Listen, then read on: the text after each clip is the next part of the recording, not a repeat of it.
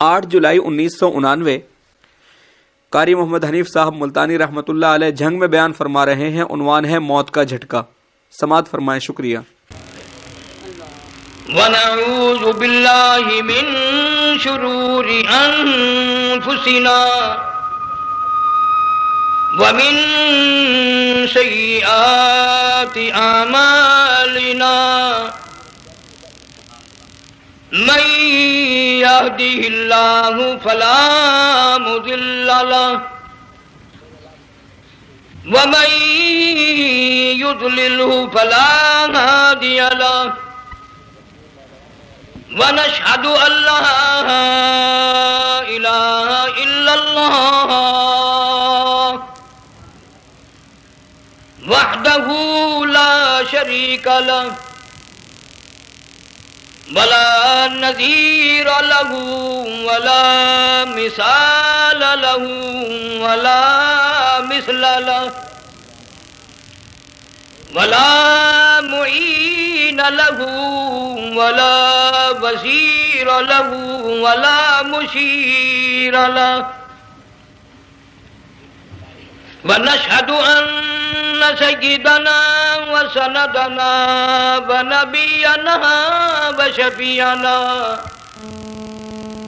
وَهَادِيَنَا وَمُرْشِدَنَا وَمَوْلَانَا مُحَمَّدًا عَبْدُهُ وَرَسُولُهُ أَرْسَلَهُ بِالْحَقِّ بَشِيرًا وَنَذِيرًا صلی اللہ تعالی علیہ وعلی آلہ وأصحابہ وأزواجہ وذریاتہ وبارک وسلم تسلیما کثیرا کثیرا۔ أما بعد فأعوذ بالله السميع العليم من الشيطان الرجيم بسم الله الرحمن الرحيم فلما بلغ معه السعي قال یا بنی انی ارى فی المنام انی اذبحک فانظر ماذا ترى قال یا ابت افعل ما تؤمر ستجدنی ان شاء اللہ من الصابرین۔ فلما اسلما وتلہ للجبین ونادیناہ ان یا ابراہیم قد صدقت الرؤيا إنا كذلك نجزي المحسنين إن هذا لهو البلاء المبين وفديناه بذبح عظيم۔ وقال النبي صلى الله تعالى عليه وسلم ارحم امتی بامتی ابو بکر واشدهم فی امر اللہ عمر واصدقهم حیاء عثمان واقضاهم علی رضی اللہ تعالی عنہم اجمعین۔ صدق اللہ مولانا العلی العظیم وصدق رسولہ النبی الکریم ونحن على ذلك لمن الشاهدين والشاكرين والحمد لله رب العالمين۔ آل محمد كما صليت على إبراهيم وعلى آل إبراهيم إنك حميد مجيد۔ اللهم بارك على محمد وعلى آل محمد كما باركت على إبراهيم وعلى آل إبراهيم إنك حميد مجيد. حضرات علماء کرام، محترم بزرگوں، عزیز دوستو، کافی سارے عرصے کے بعد آپ کے شہر جھنگ میں حاضری کا اتفاق ہوا، اور اللہ جانتا ہے کہ اس وقت دل میں کتنا دکھ محسوس کر رہا ہوں. جب بھی جھنگ میں حاضری ہوئی، میرے دائیں یا بائیں مفتی عبدالحلیم رحمہ اللہ تشریف فرما ہوا کرتے تھے. آج سٹیج خالی ہے. آج وہ اللہ والا ہم میں نہیں. حضور کریم صلی اللہ علیہ وسلم نے ارشاد فرمایا، علماء کا انتقال قیامت کا پیش خیمہ ہے. اللہ والوں کا دنیا سے اٹھ جانا گھنٹی ہے اس بات کی کہ قیامت آئی. پھر ایسا اللہ والا جو کبھی کسی کو لڑا کے راضی نہیں، کسی کو بھڑا کے راضی نہیں، پورے شہر کو ملا کر چلے کے چلنے والا اللہ اور اس کے رسول کریم صلی اللہ علیہ وسلم کے صحیح راستے پہ لوگوں کو گامزن کرنے والا، آخری دم تک اسی کوشش میں، اسی سعی میں اور اللہ اللہ کرنے میں اور کرانے میں ساری زندگی گزار دی.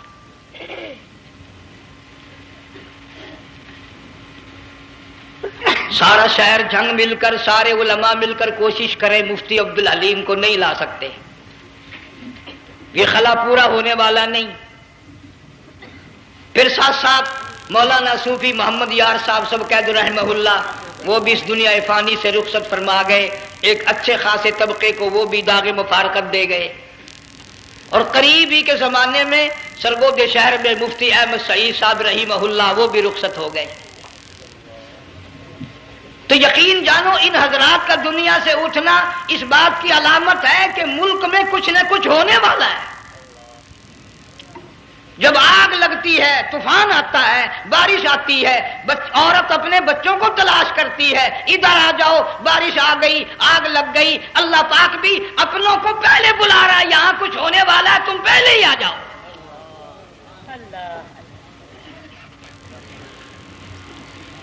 اور اس طرح اشارہ فرمایا، وَكَمْ أَهْلَكْنَا قَبْلَهُمْ مِنَ الْقُرُونِ.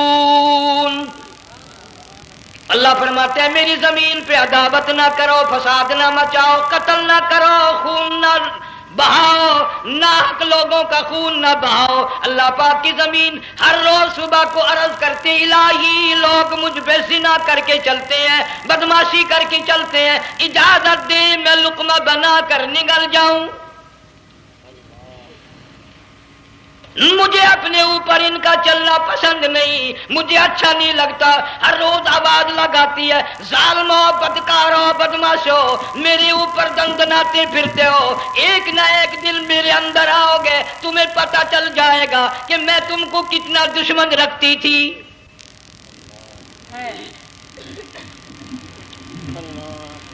آج لوگ آزاد ہو گئے. جو کسی کی سمجھ میں آتا ہے وہی بکتا ہے، جو سمجھ میں آتا ہے وہی کرتا ہے. نہ کوئی راہ متعین رہی، نہ کوئی مسلک رہا، نہ کوئی بات رہی. جناب مدنی کریم صلی اللہ تعالی علیہ وسلم کا بڑا عظیم تر صحابی ہے، بہت بڑا جرنیل ہے، سیدنا معاذ ابن جبل رضی اللہ تعالی عنہ مدینے پاک میں بیمار ہے، آخری وقت ہے. دعا کرو اللہ ہم سب کو مدینے کی موت عطا فرمائے. بہت جلیل القدر صحابی ہے. علماء کرام نے لکھا ہے کہ جب موت کا وقت بالکل قریب آیا، معاذ بن جبل رضی اللہ تعالی عنہ نے رونا شروع کر دیا، رونے لگ گئے.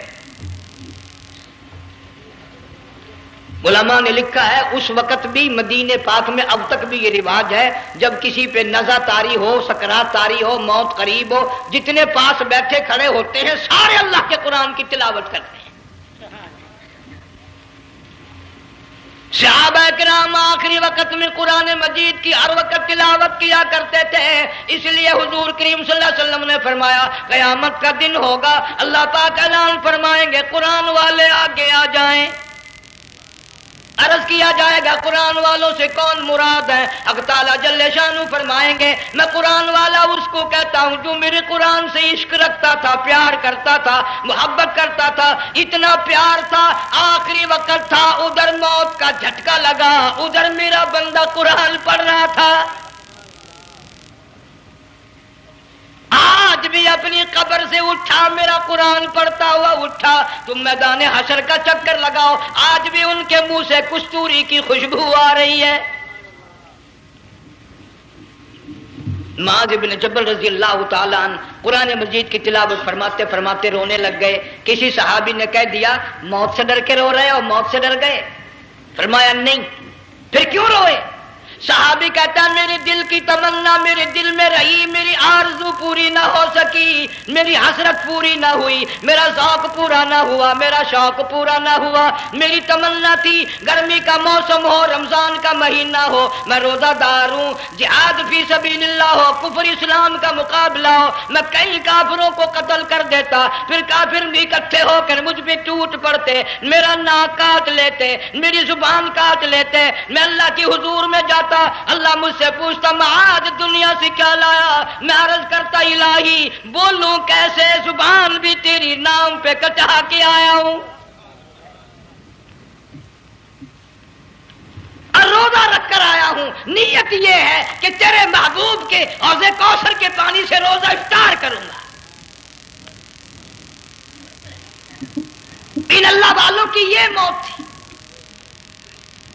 مالک بن دینار رحمت اللہ علیہ ایک عجیب نوجوان کا واقعہ تحریر فرماتے ہیں، گرمی تھی، دوپہر تھی، سورج اپنی شباب پہ تھا، بڑی سخت گرمی تھی، میں نے ایک نوجوان کو دیکھا، وہ پیروں سے معذور ہے، دونوں پیر نہیں ہیں، ہاتھوں کے بل زمین پہ گھسٹ گھسٹ کے چل رہا ہے، اور گلے میں کرتا بھی نہیں، سامان کوئی نہیں، سواری کوئی نہیں، کھانے پینے کا انتظام کوئی نہیں۔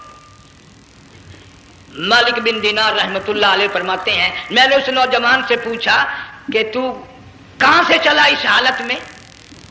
کہنے لگا میں بلخ بخارے سے چلا ہوں۔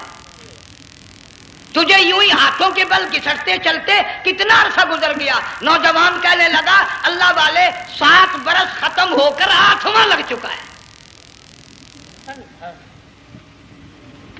اس حالت میں کہ جی ہاں اسی حالت میں تیرا کھانا پینا۔ جوان کہنے لگا والذی ہوا یطعمنی ویسقین وَإِذَا مَرِضْتُ فَهُوَ يَشْفِينِ، اللہ ہی کھلاتا ہے وہی پلاتا ہے، بیمار ہو جاتا ہوں وہی تندرستی عطا کرتا ہے۔ اور نوجوان دوپہر بڑی سخت ہے، گرمی بڑی سخت ہے، میرے یہاں دوپہر کو آرام کر لے، قیام کر لے، کچھ دیر ٹھہر جا، آج میرے یہاں قیام کر لے۔ نوجوان رونے لگا اور کہنے لگا مالک بن دینار یہ 2-4 منٹ جو تیری ساتھ باتوں میں میرے خرچ ہو گئے، مجھے ان کا ہی بڑا دکھ ہے، میں اور اپنی اس معذوری میں ہاتھوں کے بل 2-4 گز گھسٹ کر اور اپنے رب کے قریب ہو جاتا۔ یہ جو تیری ساتھ بات کرنے میں تھوڑا سا وقت خرچ ہو گیا، مجھے اس کا ہی بڑا دکھ ہے۔ ارے تو تھک گیا ہوگا۔ جوان کہتا ہے تیرے دیوانے مگر چلنے سے رک سکتے نہیں، تیرے دیوانے مگر چلنے سے رک سکتے نہیں، پاؤں تھک جاتے ہیں دل ان کے کبھی تھکتے نہیں۔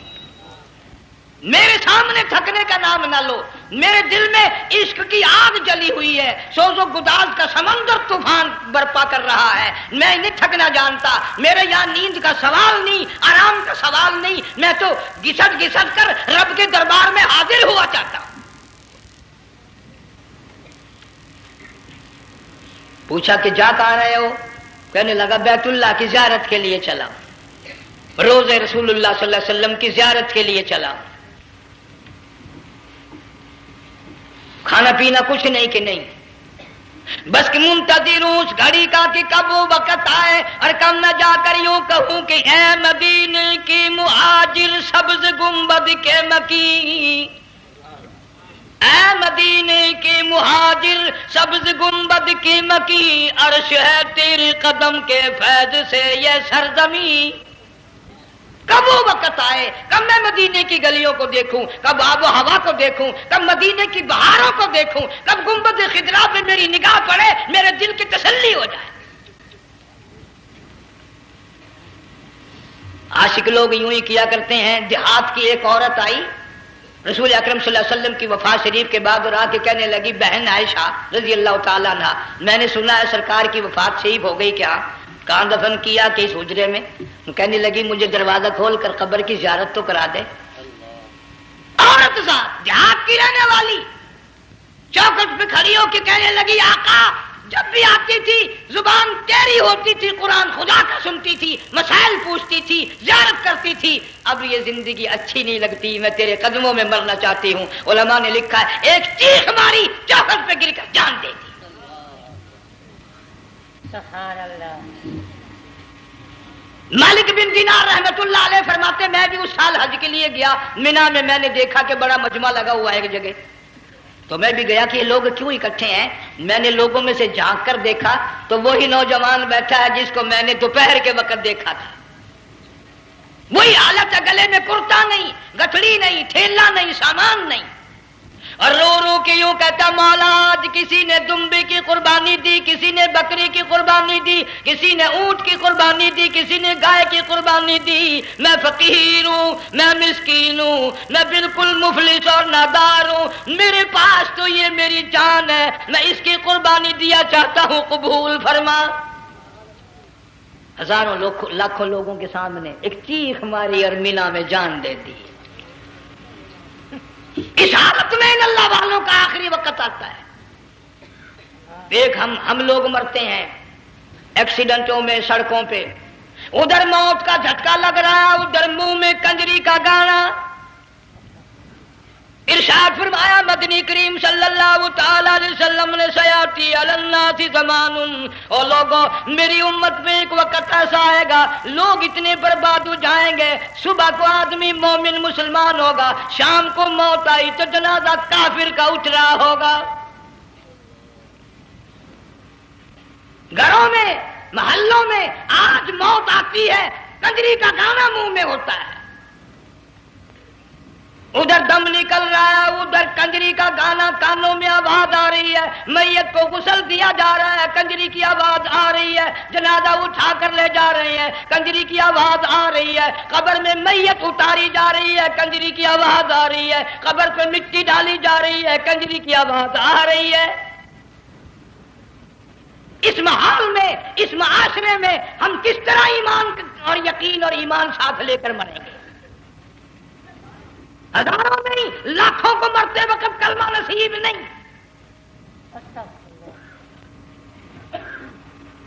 قسم دے کر پوچھو، ماں مر رہی ہے کلمہ منہ سے نہ نکلا، باپ مر گیا منہ سے کلمہ نہیں نکلا، بیگم صاحبہ چل بسی منہ سے کلمہ نہیں نکلا۔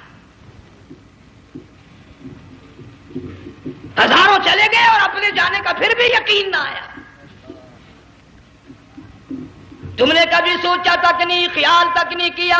ارشاد فرمایا مدنی کریم صلی اللہ تعالی علیہ وسلم نے، اور لوگوں ابو ہریرہ رضی اللہ تعالیٰ عنہ سے پوچھا تو کیوں رویا؟ عرض کرنے لگا میرے آقا اتنی کمزوری کبھی نہ دیکھی، اتنی ضعیفی کبھی نہ دیکھی، اتنی ناتوانی کبھی نہیں دیکھی، چہرہ انور بالکل کمزور ہو گیا۔ آپ نے ٹھنڈا سانس لے کر فرمایا ابو ہریرہ تجھے معلوم نہیں موت بالکل قریب آ گئی، بالکل قریب آ گئی موت۔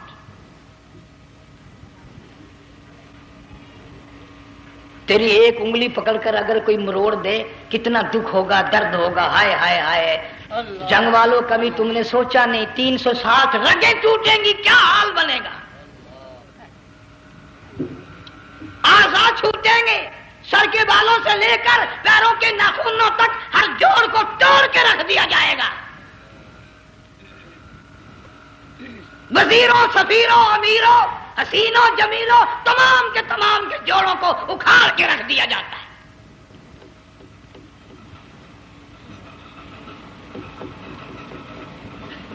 پروگرام تک نہیں مرد عورتوں کا کہ یہ دنیا کسی کی نہ بنی، قبر میں آخر جانا ہی جانا ہے۔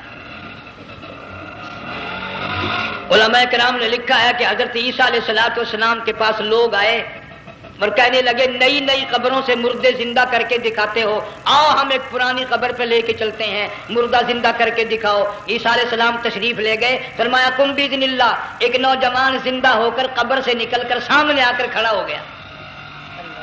عیسیٰ علیہ السلام نے پوچھا تو کون ہے؟ وہ کہنے لگا میرا نام سام ہے، میں حضرت نوح علیہ السلام کا بیٹا ہوں۔ تو پیغمبر کا دماغ تو پیغمبر کا ہوتا ہے نا۔ فرمایا تجھے تو بڑا عرصہ قبر میں گزر گیا، کتنے ہزار سال قبر میں گزر گئے؟ کہ جی ہاں۔ عیسیٰ علیہ السلام نے فرمایا یار ملاقات تو اللہ نے کرائی دی، قبر کا کچھ حال تو بتا، کیا بنتی ہے؟ قبر کا کچھ ماحول بتا، قبر کی خبر بتا۔ علماء کرام نے لکھا وہ نوجوان رونے لگا اور کہنے لگا عیسیٰ علیہ السلام تو قبر کی خبر پوچھتا ہے، قبر کا حال پوچھتا ہے، قبر کا ماحول پوچھتا ہے، قبر کا معاملہ مجھ سے پوچھتے ہو، آپ مجھ سے پہلے یہ کیوں نہیں پوچھتے کہ موت کا جھٹکا کتنا شدید ہے؟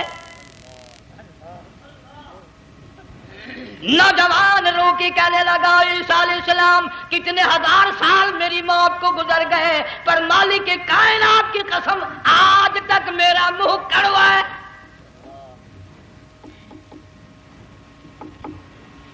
اس لیے جنگ والوں لمبی چوڑی بات کہنے کا وقت نہیں، حالات نہیں، میں تو تمہیں اتنا سا پیغام دینے آیا، کھانے پینے کا زمانہ ہے، میں جانتا ہوں تم کیلے کھاتے ہو، تمہیں کیلے کا ذائقہ معلوم ہے، امرود کا ذائقہ تم کو معلوم ہے، انار کا ذائقہ تمہیں معلوم ہے، انگور کا ذائقہ معلوم ہے، انناس کا ذائقہ معلوم ہے، آم کا ذائقہ معلوم ہے، ہزاروں پھلوں کے ذائقے تمہیں معلوم ہے، ہزاروں مٹھائیوں کے ذائقے تمہیں معلوم ہے، ہزاروں بیکری کی چیزوں کے ذائقے تمہیں معلوم ہے، ہزاروں شربتوں کے ذائقے معلوم ہے، پر تم نے جنگ والوں کبھی بھی قبرستان میں جا کر قبر والوں سے یہ نہیں پوچھا او قبر والوں ذرا بتاؤ تو صحیح موت کا ذائقہ کیسا ہے؟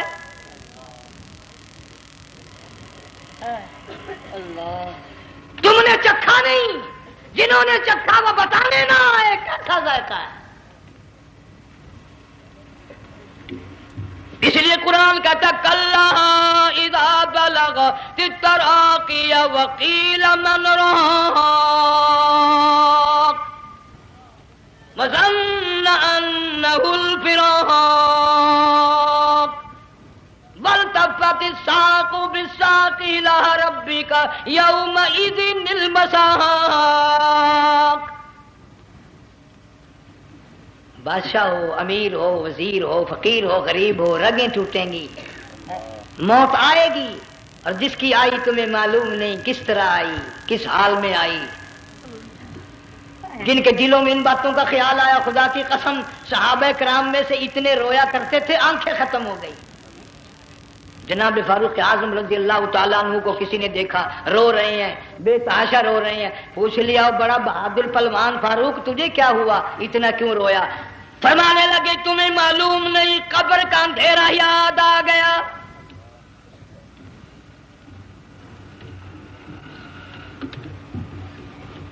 ایک 1,29,000 صحابہ کرام اس آخرت کے لیے قربانیاں دیتے آئے، اولاد کی قربانی دی، مال کی قربانی دی، جان کی قربانی دی، جو کرنا پڑا وہ کر گزرے، لیکن محمد عربی صلی اللہ علیہ وسلم کا دامن نہ چھوڑا۔ اسی لیے ہر سال اللہ پاک جل شانہ نے اس امت کو یہ موقع دیا کہ سنت خلیل پہ عمل کرتے کرتے قربانیوں کی یاد تازہ ہو جائے،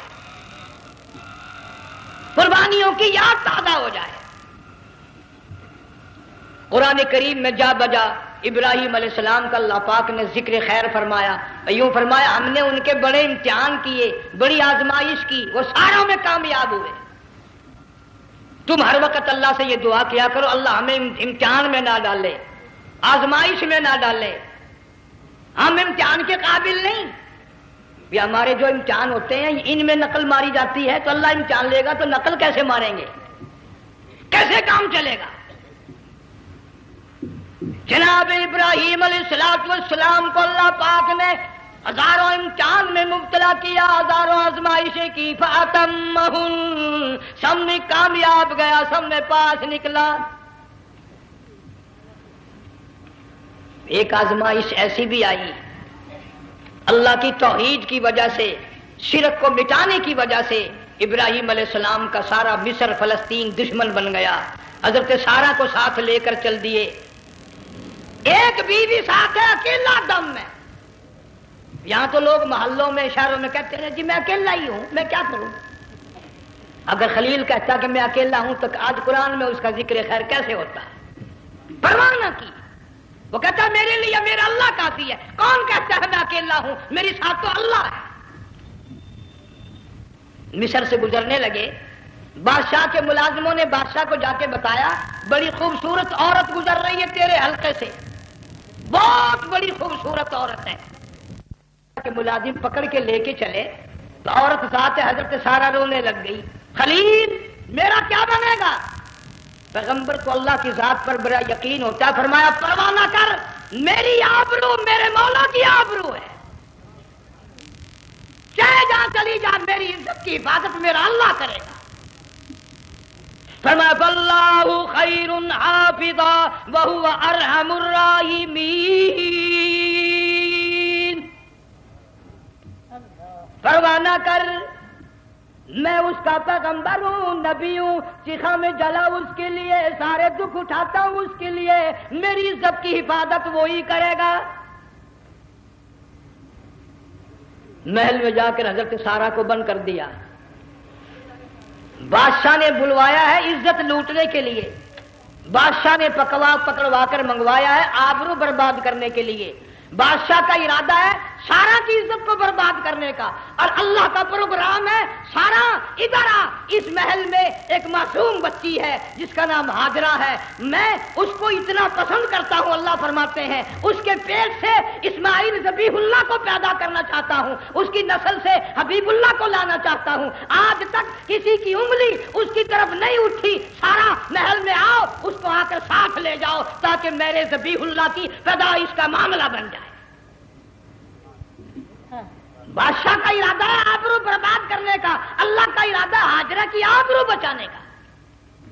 فرمایا وَيَمْكُرُونَ وَيَمْكُرُ اللَّهُ وَاللَّهُ خَيْرُ الْمَاكِرِينَ. اس نے بھی تدبیر بنائی, میں خدا نے بھی تدبیر بنائی. بادشاہ آیا حضرت سارہ کے قریب برائی کا ارادہ کر کے.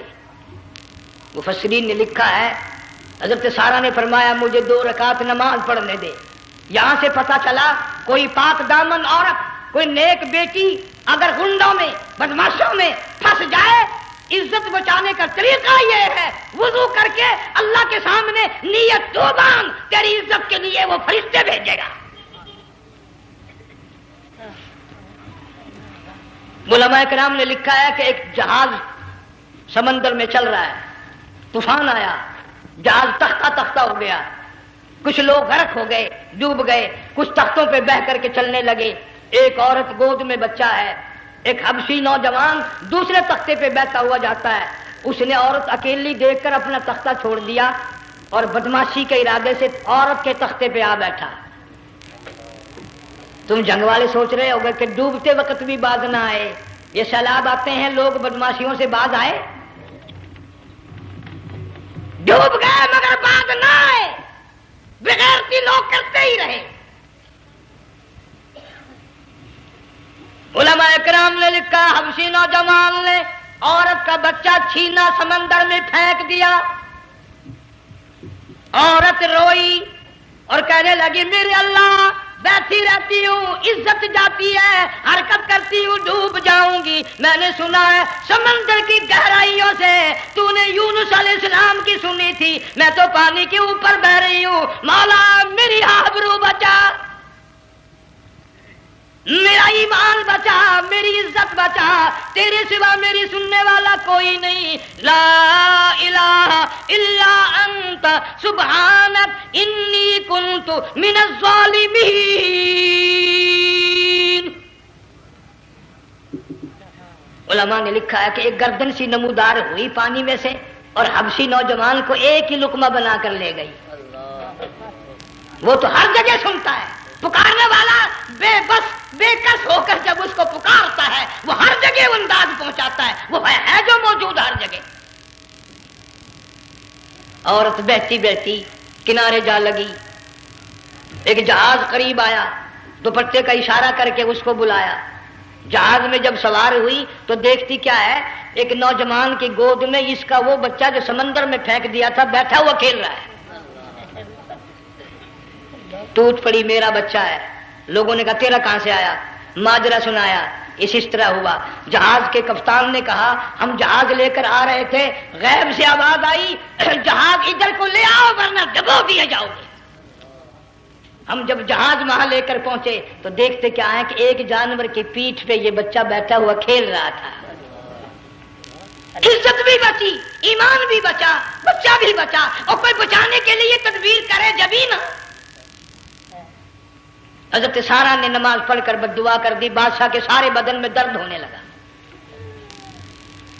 پیغمبر کا سارا گھر بڑا کریم ہوتا ہے، جب اس کو درد نے ستایا نا، کہنے لگا میں وعدہ کرتا ہوں تجھے کچھ نہیں کہوں گا، میرے لیے دعا کر دے۔ اب اگر کوئی جنگ کا ہوتا یا میں ہوتا کہتا دفع ہو، تیرے واسطے دعا کا دی۔ لیکن حضرت سارا نے پھر جولی پھیلا دی، مولا وعدہ کرتا ہے، بدماشی سے توبہ کرتا ہے، اس کو تندرستی عطا فرما دے۔ اللہ نے تندرستی عطا کر دی۔ وہ پھر کہنے لگا لو ایسی حسین عورت کب ہاتھ آئے گی، پھر برائی کے لیے تیار ہوگی۔ یہاں سے پتہ چلا کہ یہ جو گنڈے بدماش ہوتے ہیں ان کی قسم کا بھی کوئی یقین نہیں۔ اگلے دن ایک آدمی نے قسم کھائی تو اس کے خلاف کرنے لگا۔ لوگ کہنے لگے کہ تو نے قسم کھائی تھی، قرآن اٹھایا تھا، اب کیا تھی گیا بن ڈٹھی ہوئی مسجد سی، پاٹیا ہوا قرآن سی۔ اگر ڈٹھی ہوئی مسجد سی تو پاٹیا قرآن سی، قرآن کہڑا پورا سی جڑا میں چاہیا۔ مگر اسے یہ معلوم نہیں کہ تو نے تو پڑھا قرآن اٹھایا، ڈٹھی ہوئی مسجد میں اٹھایا، خدا کا جب غضب آئے گا تو وہ ادھورا نہیں آئے گا، وہ ادھورا نہیں آیا کرتا۔ 3 مرتبہ اس بادشاہ نے حضرت سارا کے ساتھ ایسا کرنے کا ارادہ کیا، پھر دعا ہوئی، پھر بد دعا ہوئی، پھر دعا ہوئی، پھر بد دعا ہوئی۔ آخر کار کہنے لگا اپنے ملازموں کو کہ ہوئے بدماش ہو، عورت کے روپ میں کسی بلا کو پکڑ کے لائے ہو، کسی جن بھوت کو لے آئے ہو۔ اور کہنے لگا تو چلی میرے محل سے جلدی چلی جا۔ اور جاتی جاتی وہ کہا کہ یہ تیری خدمت کیا کرے گی، یہ بچی میرے محل میں ہے، اس کو ساتھ لے جا۔ حضرت سارا کو ہاجرہ کو ساتھ کر دیا، سیانی ہو گئی، حضرت ابراہیم علیہ السلام سے نکاح کر دیا، اسماعیل علیہ السلام پیدا ہو گئے۔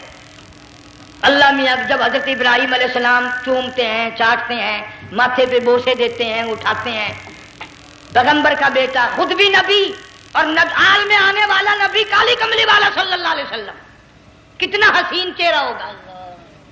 اللہ میاں نے پھر آزما لیا، حکم دیا کہ اس ہاجرہ کو، اسماعیل کو، دونوں ماں بیٹوں کو وہاں چھوڑ کے آ جہاں سینکڑوں میل میں پانی کوئی نہیں، آدمی کوئی نہیں، رستہ کوئی نہیں، گھاس کوئی نہیں، پتا کوئی نہیں، جہاں بیت اللہ ہے یہاں کے بارے میں حکم دیا چھوڑ کے آ۔ اور اگر آپ کو نیند نہیں آئی تو مزہ آئے گا، اللہ نے یہ فرما دیا، بتانا نہیں ہے کہ میں نے حکم دیا ہے۔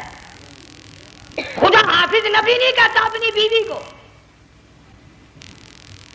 آج لوگ ہر بات میں کہہ دیتے ہیں ہمارے پیروں کو پتا کل کو کیا ہوگا، ہمارے فقیروں کو پتا ہے پرسوں کیا ہوگا۔ اور بڑی مدت کی بات ہے، یہی موسم تھا، چماسا گرمی تھی، انارکلی لاہور سے ہم کئی ساتھی گزر رہے تھے، فٹ پاتھ پہ بیٹھا ہے ایک ملنگ، چاروں طرف لوگ کھڑے، بڑا مجمع، کافی دنوں کی تو بات ہو گئی، ہاتھوں کی لکیر دیکھ کر لوگوں کی تقدیر بتا رہا تھا۔ کسی کو کہتا تھا تجھے بڑی اونچی پوسٹ ملے گی، کسی کو کہتا تھا تیری شادی بڑی فرسٹ کلاس لیڈی سے ہوگی۔ وہ بابو تو کوڈا ہی ہو جاتا تھا، لیڈیوں پہ بڑے مرائے یہ لیڈے کوئی کام نہیں، رات دن بس لیڈیوں کے پیچھے ہی پھرنا ہے۔ میں نے اپنے ساتھیوں سے کہا، میں نے کہا میں بھی تقدیر پوچھتا ہوں اپنی۔ کہنے لگے شرارت ہو جائے گی، میں نے کہا ساری دنیا پر ہاتھ دکھا رہی ہے، کوئی شرارت نہیں، میرے ہاتھ میں شرارت ہے۔ 1 روپیہ لے رہا تھا وہ، میں بھی لوگوں میں گھساتا، بھیڑ میں سے اوپر نیچے یوں ہوتا ہوتا میں بھی پہنچ گیا، اور دونوں گھٹنے میں نے زمین پہ رکھ دیا، روپیہ ہاتھ میں، میں نے اس کے لے کر کہا، میں کہا ملنگ جی اگر اب دیکھا میری شادی ہو جائے گی کہ نہیں۔ اب اس نے دیکھ کے میری طرف کہنے لگا، اس نے سوچا کہ یہاں اچھے بھلے کو نہیں ملتی پاکستان میں، اسے کون دے گا۔ اچھی طرح میرا ہاتھ دیکھا بھی نہیں، جھٹک کے کہنے لگا نہیں تیری شادی نہیں ہونی ہے، میں کیا کھوتے تیرے باپ کے 8 بچے کھیل رہے ہیں.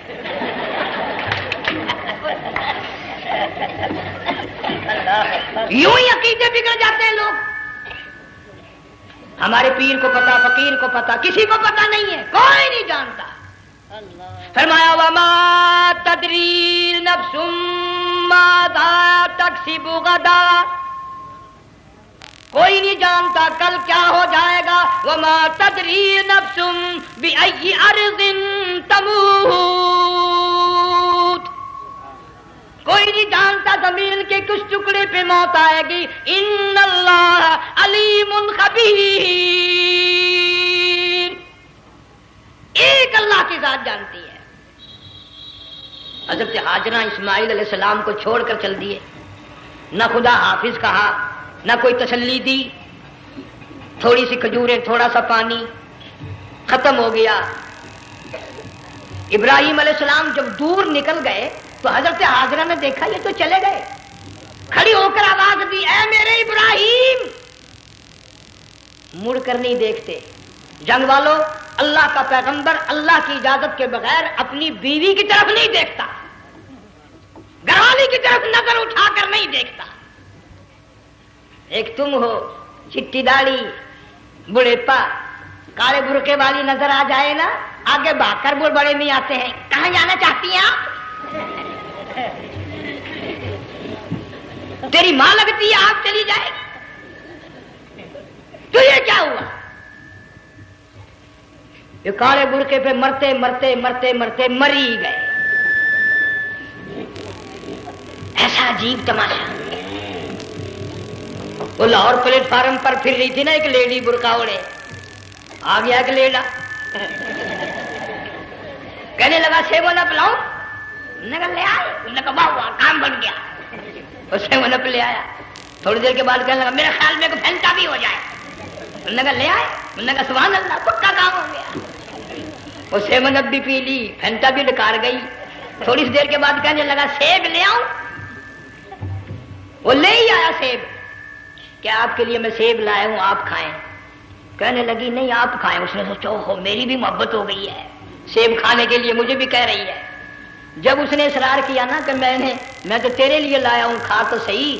کہنے لگی کیسے کھاؤں، میرے منہ میں دانت ہی نہیں ہے. اب پتا چلا اسے کہ صبح سے میں تو پرانے پپی کے پیچھے پھر رہا تھا.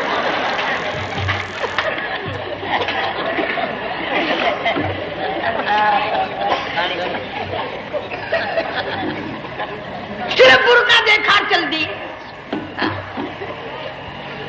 یہاں پیغمبر اپنے گھر والی کی طرف نہیں دیکھتا.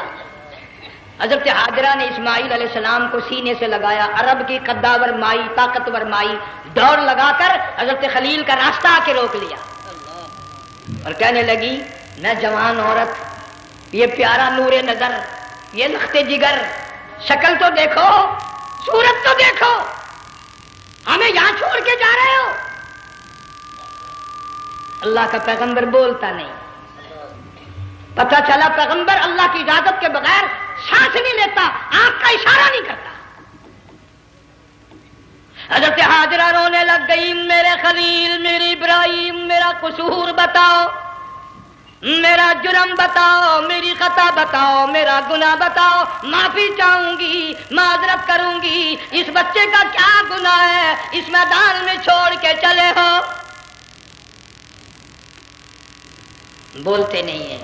اللہ کی طرف سے بولنے کی اجازت نہیں ہے.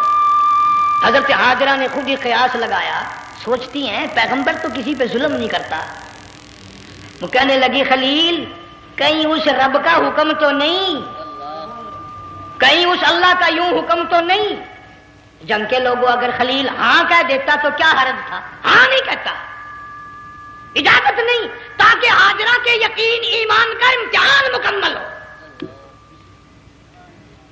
مفسرین نے لکھا ہے کہ حضرت ابراہیم علیہ السلام نے سر کا یوں اشارہ کیا بس ذرا سا. ہاں پھر عورت کا ایمان دیکھ، یقین دیکھ. یہی نہ بیٹھی، دوڑ کے وہاں گئی یا جہاں پہلے بٹھا کر آئے تھے اور کہنے لگی ابراہیم جاؤ، میں جانوں میرا رب جانے، پرواہ نہیں. راتیں آتی ہیں چلی جاتی ہیں، دن آتے ہیں گزر جاتے ہیں، تھوڑی سی کھجوریں تھی وہ ختم ہو گئی، پانی ختم ہو گیا، بھوک اور پیاس نے بے چین کر دیا، اسماعیل علیہ السلام کی اتنی لمبی زبان باہر نکلا، دو پتھر کھڑے کر کے اوپر ایک پتھر رکھ کر چھاؤں بنائی، اس کے نیچے لٹا دیا اور پھر چکر لگایا، کبھی صفا پہاڑی پہ چڑھتی ہے، کبھی مروہ پہاڑی پہ چڑھتی ہے، کبھی اترتی ہے اور ڈھلوان میں سے بھاگ کر چلتی ہے، جب اپنا بچہ نظر نہیں آتا سارے کہہ دو اللہ بڑا بے نیاز ہے، اللہ بڑا زور سے کہو اللہ بڑا، کسی کے 500 سال کے سجدے رد،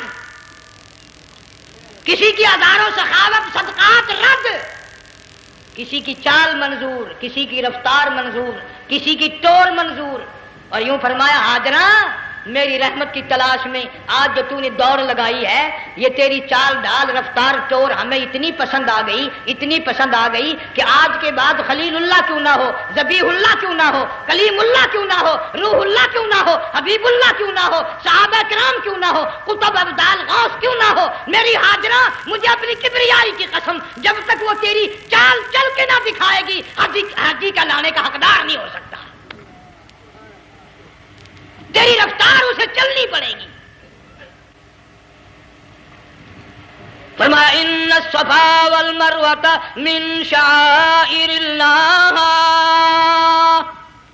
فمن حج البیت او اعتمر فلا جناح علیہ ان یطوف بہما ومن تطوع خیرا فإن اللہ شاکر علیم۔ 7ویں چکر میں آواز سی آئی، اب رو پڑی حضرت ہاجرہ، کہنے لگی میرا بچہ اگر چل بسا میں پھر کیا کروں گی، سن لی میں نے آواز۔ آپ کی کیا دیکھتی ہے، اسماعیل علیہ السلام کی نرم و نازک ایڑیاں جس زمین پہ رگڑی گئی تھی وہاں سے چشمہ جاری کر دیا، حضرت ہاجرہ نے پی لیا، بھوک بھی ختم ہو گئی، پیاس بھی ختم ہو گئی، بچے کو بھی پلایا۔ اللہ تعالیٰ نے خانہ کعبہ کی بنیاد ڈال دی، ایسے گھر کی بنیاد ڈالی، حضور صلی اللہ علیہ وسلم فرماتے ہیں 500 سال کی عبادت ایک طرف اور بیت اللہ پہ ایک نگاہ یوں ڈالنا ایک طرف، 500 سال کی عبادت کا وہ ثواب نہیں جو ایک نظر خانہ کعبہ پہ ڈالنے کا ثواب ہے۔ اور اللہ پاک یوں فرماتے ہیں کہ جو آنے والا حجر اسود کو بوسہ دیتا ہے، اللہ پاک یوں فرماتے ہیں میں سمجھتا ہوں میرا سجا ہاتھ پکڑ کر میرے بندے نے چوم لیا۔ جو غلاف کعبہ کو پکڑ کر مانگتا ہے، اللہ فرماتے ہیں میں یہ سمجھتا ہوں میرا دامن پکڑ کے مانگ لیا۔ جو مقام ملتزم پہ لپٹ کے مانگتا ہے، اللہ فرماتے ہیں میں سمجھتا ہوں میری چوکھٹ پہ پڑھ کے مانگ لیا۔ اور فرمایا لوگوں یہ جو آنے والے آئے ہیں یہ رشتہ داروں کے مہمان نہیں، عزیزوں کے مہمان نہیں، دوستوں کے مہمان نہیں، میں خدا میزبان ہوں، یہ میرے مہمان ہیں۔ آج ان کی دعاؤں پہ آمین کہو، فرشتوں کو حکم ہوتا ہے ان سے مصافحہ کرو، مگر اللہ تعالیٰ سب کو توفیق دے کہ حج مکمل کر کے آئیں اور سب کا حج قبول فرمائے۔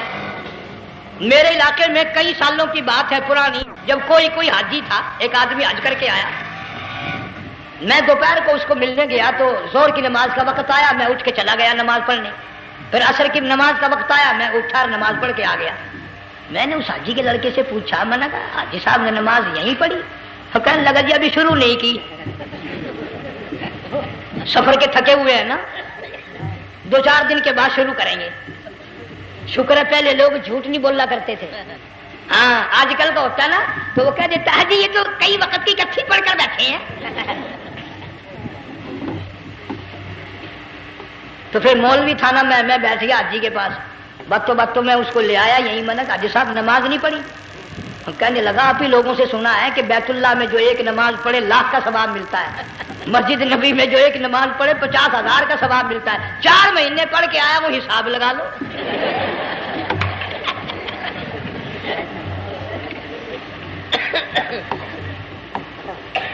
مسائل سیکھتے نہیں، ارکان اور آداب بیت اللہ کے سیکھتے نہیں۔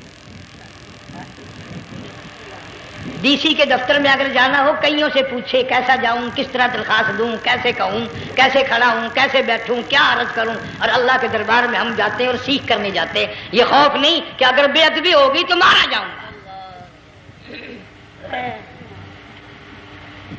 اللہ تبارک و تعالیٰ جل شانہ نے اسماعیل علیہ السلام کی نرم و نازک ایڑیوں سے بنیاد ڈال کر خانہ کعبہ کی اللہ نے ہمیں یہ کعبہ دیا، گناہوں کی معافی مانگنے کے لیے وہاں جاؤ، اللہ تبارک و تعالیٰ کے دربار میں حاضر ہو کر مانگنے کے لیے یہاں جاؤ۔ ارشاد فرمایا مدنی کریم صلی اللہ تعالی علیہ وسلم نے، جو آدمی صحیح ارکان حج کے ادا کر کے واپس جاتا ہے اس طرح واپس آتا ہے گویا آدمی ماں کے پیٹ سے پیدا ہوا۔ پہلے لوگ یوں ہی حج کیا کرتے تھے، یوں ہی قربانیاں کرتے تھے، اب تو ہر چیز کی لوگ آسانی تلاش کرتے ہیں۔ پچھلے بقرعید کے موقع پر ہمارے مسجد میں ایک آدمی مجھے کہنے لگا اگر کوئی غریب آدمی مرغی کی قربانی دے دے تو لگ جائے گی؟ میں نے کہا تو مکھی مار دے انشاءاللہ وہی لگ جائے گی۔ سارے کام ٹیڑھی ہو گئے، نیچے نیچے نیچے نیچے کو چلے آ رہے۔ آج کل وہ ٹیڑھی بکرے بکری آئے ہوئے ہیں نا، کہیں تو قربانی کے لیے یا کندھے کو اٹھا کر لاوے۔ اب بتاؤ یہ گوشت بانٹے گا یا کھاوے گا یا فریج میں رکھے گا، کیا کرے گا؟ بالکل کام بگڑ گیا۔ حضور صلی اللہ علیہ وسلم نے فرمایا قربانی کا جانور اچھا تلاش کر کے لاؤ، اس کے بدن پہ جتنے بال ہوتے ہیں اتنی نیکیاں لکھی جاتی ہیں۔ اور میرا موضوع نہیں، حضور صلی اللہ علیہ وسلم نے فرمایا کہ میں نے اللہ سے دعا کی تھی میری امت کا کیا بنے گا، پل صراط پہ سے گزرتے وقت اللہ تعالیٰ نے میری دعا کو قبول فرما کر یوں فرما دیا کہ تیری امت جو قربانی میں جانور ذبح کرے گی میں خدا پل صراط کے کنارے پر زندہ کر کے ان سب جانوروں کو سواریاں بنا کر پیش کر دوں گا۔ اس لیے بقرعید بالکل قریب آ گئی، ہر دین ایمان اسلام کے لیے قربانی کے لیے تیار رہو۔ زیادہ سے زیادہ مجھے آج کل فکر لگا ہوا ہے کہ اپنے گھروں کو میں نماز کا اہتمام کرو۔ آج حال یہ بنا ہوا ہے کہ اگر گھر والی کی گود میں موت آئی تو گھر والی بے نماز، دھی کی گود میں موت آئی دھی بے نماز، بہن کی جھولی میں موت آئی بہن بے نماز، بیٹے کی گود میں موت آئی بیٹا بے نماز، بھائی کی گود میں موت آئی بھائی بے نماز، ڈاکٹر کے ہاتھ میں موت آئی ڈاکٹر بے نماز، کمپیوٹر کے ہاتھ میں موت آئی کمپیوٹر بے نماز، نرس کے ہاتھ میں موت آئی نرس بے نماز، تیرا کفن خرید کے لانے والا بے نماز، تیرے غسل کا پانی گرم کرنے والا بے نماز، تیری قبر کھودنے والے بے نماز، تیرا جنازہ اٹھانے والے بے نماز، تیری قبر پہ مٹی ڈالنے والے بے نماز۔ اگر تو نمازی بھی ہے یہ اتنے چاروں طرف کے بے نماز تجھے جنت میں کب جانے دیں گے؟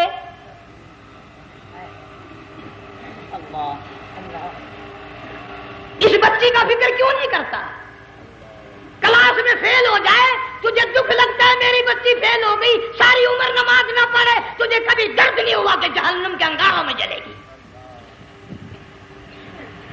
بیوی ایک دن تیرا کہنا نہ مانے آگ لگ جاتی ہے، ساری عمر نماز نہ پڑھے بے ایمان تجھے کبھی آگ نہیں لگی۔ اس گھر سے تیرا جنازہ نکلے گا، اس گھر سے تیری میت اٹھے گی جس گھر میں تو نے سارے بے نماز پیدا کر رکھے ہیں، سارے بے نماز اکٹھے کر رکھے ہیں، کس طرح ایمان کلمہ ساتھ لے کر جائے گا؟ اس لیے اپنے ماحول میں اپنے گھر میں بچیوں کو بہنوں کو پیار سے محبت سے بڑے عقیدت سے ان کو نمازی بنا، تاکہ مرنے کے بعد جب تیرا جو بیٹی بہن منہ دیکھنے آئے تو نمازی تو تیرا منہ دیکھنے آئے، تیرا منہ دیکھنے بھی سارے بے نمازی آئے، تجھے کیا فائدہ ہوگا؟ اللہ سبحانہ و تعالی ہم سب کو ہمارے گھر کے ماحول کو نمازی بنائے۔ مفتی صاحب اس دنیا فانی سے رخصت ہو گئے، تشریف لے گئے، جان سارا بے وارثہ ہو گیا۔ مفتی صاحب ہی کا مدرسہ ہے، یہ مفتی صاحب ہی کے بچے ہیں، ان بچوں کی سرپرستی کرو، ان کا اکرام کرو، ان کی عزت کرو، جامعہ حلیمیہ کی خدمت کرو۔ بقرعید کا موقع آ رہا ہے، وہ تو نہ جانے کس کس طریقے سے اپنا کام چلاتے تھے، ہزاروں لوگوں سے ان کے تعلقات تھے، یہ بچے ہیں نیا کام ہے۔ اللہ سبحانہ و تعالی ہر خدمت گزار کو دو جہان میں سرخ روئی عطا فرمائے۔ بڑی اچھی اچھی کیسٹیں آپ کو یہاں سامنے سے ملیں گی اپنے گھر کا ماحول بنانے کے لیے۔ پیغمبر کی دعا سے پہلے نہ اٹھا کرو بھائی، ہائے ہائے کوئی دنیا کا دین کا جس کو کوئی اللہ سے حاجت ہو بیٹھ جائے ایک منٹ کے لیے، درود شریف پڑھ کے دعا مانگو، اللہم صلی وسلم وبارک علی سیدنا و مولانا محمد وعلی آل سیدنا و مولانا محمد مبارک وسلم۔ یا اللہ قبلہ مفتی صاحب رحمہ اللہ کی قبر کو جنت کا باغ بنا، اللہ تعالیٰ ان کے گھر والوں کو صبر جمیل کی توفیق عطا فرما، اللہ پاک ان کی آل اولاد کو مفتی صاحب کا جانشین صحیح معنوں میں جانشین بنا، اس مدرسے کو آباد فرما، اللہ تعالیٰ سارے جنگ کی سرپرستی فرما، سارے شہر کو آباد فرما، ہر شر سے ہر فتنے سے سب کی حفاظت فرما۔ یا اللہ ہم سب کو سچا مسلمان پکا دیندار بنا، ہمیں اور ہماری اولاد کو نیک اور نمازی بنا۔ یا اللہ ہمارے گھروں کو نماز اور قرآن سے آباد فرما، کلمے اور ایمان والی موت عطا فرما۔ صوفی مولانا محمد یار صاحب رحمہ اللہ کی قبر کو جنت کا باغ بنا۔ یا اللہ تمام مسلمانوں کی بخشش فرما، ساری امت کی مغفرت فرما، ساری مخلوق پہ کرم اور فضل فرما۔ یا اللہ سارے پاکستان کی حفاظت فرما، پاکستان کے داخلی خارجی دشمنوں کو ذلیل و خوار کر دے۔ یا اللہ ہم سب کو یقین ایمان اپنے اندر پیدا کرنے کی توفیق عطا فرما، ظالم کے ظلم سے بچا، شریر کی شرارت سے بچا، مولا حاسدوں کے حسد سے بچا، فتنہ پردازوں سے ہم سب کی حفاظت فرما، بے اولاد کو اولاد عطا فرما، جن کے پاس بچیاں ہیں اللہ تعالیٰ نرینہ اولاد عطا فرما۔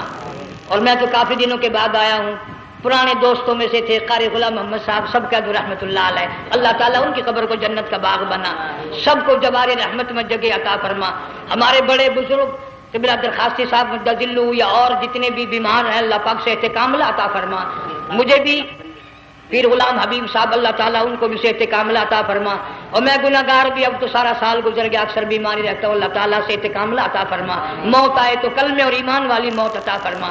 یا اللہ دو جہان کی سعادت عطا فرما، دو جہان کی ذلت اور رسوائی سے ہم سب کی حفاظت فرما، سب کے کاروبار میں روزی رزق میں خیر و برکت عطا فرما، جس کے ذمہ قرضہ ہو ادا کرنے کی صورتیں پیدا فرما، ہر پریشان حال کی پریشانی کو دور فرما، مشکلوں کو آسان فرما، تلخیوں کو راحتوں سے تبدیل فرما۔ یا اللہ مفتی صاحب کے بچوں کو صحیح معنوں میں مفتی صاحب کا جانشین بنا، جامعہ حلیمیہ کو قیامت تک کے لیے قرآن و سنت کا مرکز بنا۔ ربنا تقبل منا انک انت السمیع۔ افغانستان کے مجاہدین کو ہمیشہ ہمیشہ کے لیے کامیاب فرما، جتنے لاکھوں طالب علم اللہ والے شہید ہو گئے سب کے درجوں کو بلند فرما، افغانستان کے سارے مجاہدین کو اللہ تعالیٰ کامیاب فرما۔ روسی، امریکی، یہودی، مرزائی، عیسائی یہ جتنے منصوبے بنا کر مسلمانوں کو تباہ کر رہے ہیں یا اللہ ان سب منصوبوں کو برباد کر دے، ان کے تمام منصوبوں کو خاتمے ملا دے۔ صلی اللہ علیہ حبیبہ محمد وآلہ وصحبہ اجمعین برحمتک یا